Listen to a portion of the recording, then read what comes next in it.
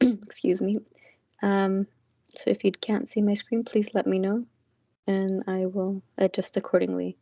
So in the last story, we talked about how it's better to find happiness from within, right? To do that self-reflection, that review, especially with the end of year coming. It's a great time to start reflecting on all the growth and all the parts that we may be growing in, maybe even from last year to now, that whenever we look outward, the void, pardon me, the void keeps getting bigger. Excuse me. And so finding competition within ourselves in terms of how we can continue to grow and become closer to Amila Buddha's light. Pardon me. Okay. And in continuing that same theme,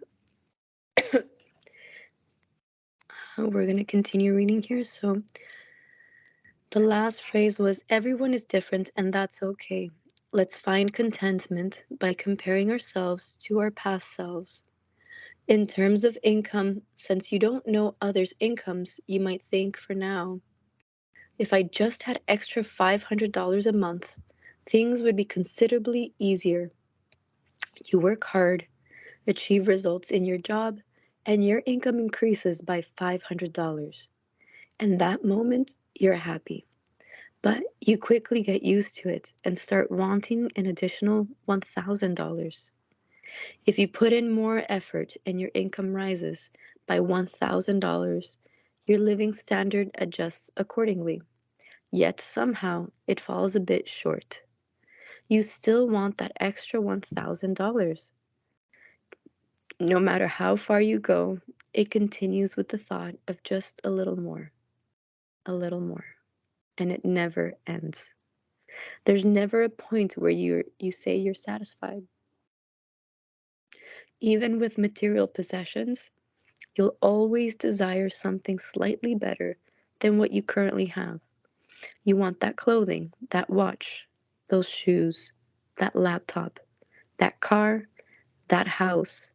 So once you acquire them, you're happy initially, but the joy doesn't last. Even though you longed for it so much, you quickly start wanting something one level higher. And when you attain that, the excitement of attaining it fades quickly. And almost instantly, you start desiring the next thing. For instance, in the case of a new laptop, a newer model with better performance is released. There's no end to it. You never feel satisfied. This isn't just because computer technology is rapidly advancing. It's not solely due to the advertising techniques of major corporations in this consumer society. The root cause lies within your own mind. It's the nature of desire. Desires endlessly expand. You're never satisfied. The Mongol Empire, which boasted an immensely vast territory in history, extended its influence to China and Europe, acquiring control over most of the Eurasian continent. You might think that such an expansive realm would be satisfying, but even then, they launched the Yuan invasions, attempting to conquer Japan, a small island nation. No matter how far they went, they couldn't be content. Even the British philosopher Bertrand Russell, who won the Nobel Prize in Literature, expressed this sentiment in his theory of happiness. If you wish for glory, you may envy Napoleon, but Napoleon envied Caesar, Caesar envied Alexander, and Alexander, I dare say, envied Hercules, who never existed. Thus, you may escape envy for success alone, for there is always someone greater in history or legend than you are. This is from The Conquest of Happiness by Bertrand Russell. As shown, There's no end to this cycle, no matter how far it goes. Furthermore, the nature of desire is not limited to an endless extent. The more you try to fulfill it, the less it gets satisfied. In fact, it's boundless. And the more you try to satisfy it, the more it grows, doubling in intensity. The American economist John Kenneth Galbraith also recognized this and stated, "The process by which desire is satisfied leads to the creation of new desires, the extent of which tends to become greater and greater." This is from The Affluent Society by John Kenneth Galbraith. So I'll stop there. Um, and so to continue our interpretation of um, this story or this desire, last time we were talking about hungry ghosts and how as we try to fill those voids with external circumstances or material gains, it never really seems to finish as we're learning, right? We can expand so much from material concerns, even in politics, as we're learning with land and with territory, but the desire continues to grow. So as as um as it's stated here in The Conquest of Happiness, right? It's quite apparent that what we are looking for or searching for at times just becomes part of the chain of events of, for example, with Napoleon envying Caesar, Caesar Napoleon Alexander, and so forth and so forth. So really,